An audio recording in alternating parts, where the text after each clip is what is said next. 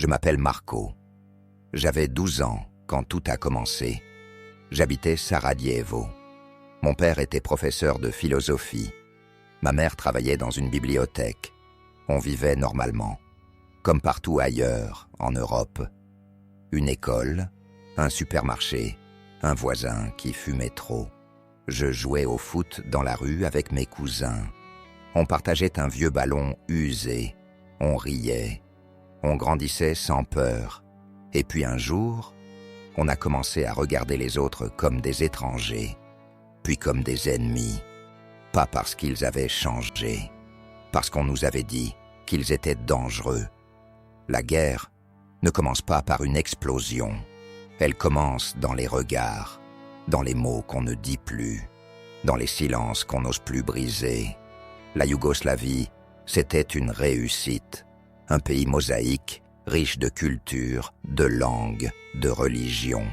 Des infrastructures modernes, un bon niveau d'éducation, des gens cultivés, un accès aux soins, un réseau de trains, des villes vivantes.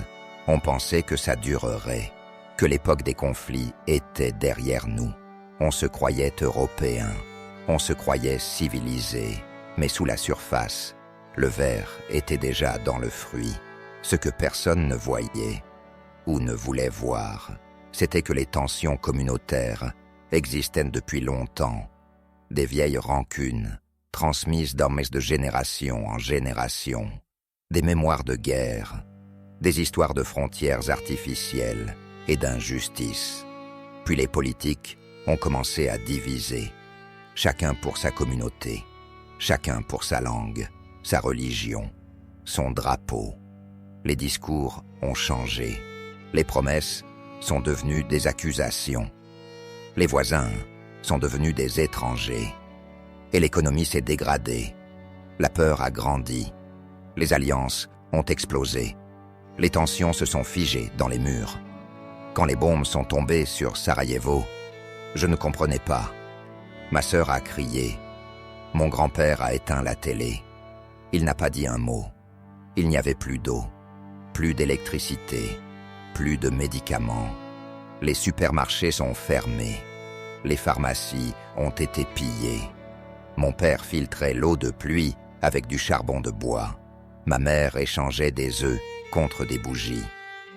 J'ai appris à couper du bois, à faire la queue pendant 3 heures pour un morceau de pain.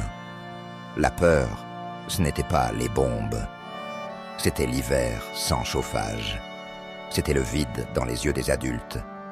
C'était de ne pas savoir comment survivre. Les États-Unis, l'Europe, des pays riches, civilisés. Mais les communautés ne se parlent plus. Les discours deviennent violents. Les frontières mentales se referment. Les politiques polarisent. Les médias attisent. Et dans les rues, certains parlent déjà d'ennemis, de séparation, de guerre civile. Tout le monde croit que, chez nous, ça n'arrivera pas. Moi aussi, je le pensais, jusqu'à ce que ça commence. Et vous êtes prêts? Prêts à vivre sans hôpital, sans eau, sans police? Vous êtes prêts à surveiller la fenêtre chaque soir pour voir si la lumière attire les balles? Sarajevo, c'était chez nous. Pas dans un film, pas dans un pays lointain. C'était une ville comme Paris, comme New York, comme Lyon. On croyait être à l'abri. On pensait que la paix s'était acquise. Et pourtant, on a dû apprendre à survivre. Se préparer, ce n'est pas être fou. C'est avoir compris que la paix est une parenthèse, que la normalité est fragile. L'histoire ne se répète pas, mais elle bégaye. Et le silence qui précède la chute est souvent le plus rassurant. J'étais un enfant. Aujourd'hui, je suis père. Et ce que j'ai compris, c'est qu'on ne peut pas tout empêcher, mais on peut choisir de ne pas subir.